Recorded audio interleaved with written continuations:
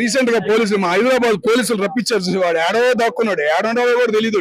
ఐబోన్ రవి ఆడని కూడా తెలియదు చూసావా. అట్లాంటివన్నీ బయటికి తాగి తీసుకొచ్చి హైదరాబాద్ పోలీస్ స్టేషన్ లో కూర్చునేటట్టు చేశారు చూసావా. సేమ్ అదే సిచ్యువేషన్ జరగబోతుంది.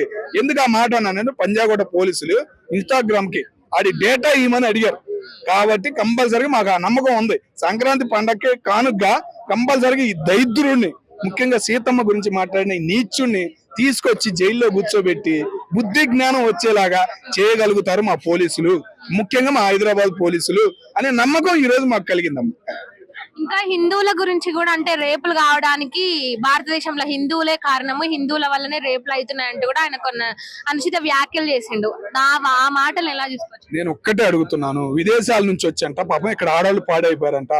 ఒక్కడి పేరు చెప్పరా బాబు నువ్వు, ఓకేనా? ఒక్కడి పేరు, ఇది డేటా అని చెప్పి ఒక్క డేటా వదులు. నీ ఉందగా నీ ఛానల్ ఇంకా చూస్తున్నావు, నువ్వు వినాయకుడిని తిట్టినా ఏ చేసినా పనికి మాలిన ఆశాలు ఏమేసినా ఒక్కరు చెబుతున్నాం.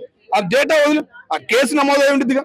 ఇప్పుడు మిస్సింగ్ కేసు ఉంటుంది, విదేశాల నుంచి ఇక్కడికి వచ్చి మిస్ అయితే విదేశాలు వాడు ఊరుకుంటారా?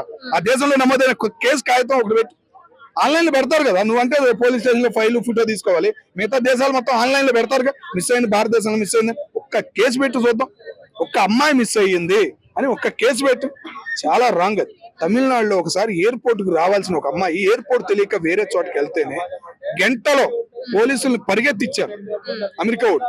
ఒక చరిత్ర అనేది తమిళనాడు పోలీసులకు ఉంది. ఆ చరిత్ర అనేది పోయిద్దని భయంతో ఎంతమంది అనుకున్నా దగ్గర 2 లక్షల మంది పోలీసులు ఎతికిన చరిత్ర తమిళనాడుకి. అప్పుడు ఆ మిస్ అయిన ఇది మన శివుడు గురికి వచ్చినందుకు ఆ మిస్ అయిందని చెప్పేసి జరిగితే 2 లక్షల మంది పోలీసులు ఎదిగితే 2 hours లో ఆమె తీసుకొచ్చి స్టేషన్ లో కూర్చోబెట్టి ఒక సన్మానం అనేది వాళ్ళకి దక్కింది అమెరికా తరఫు నుంచి.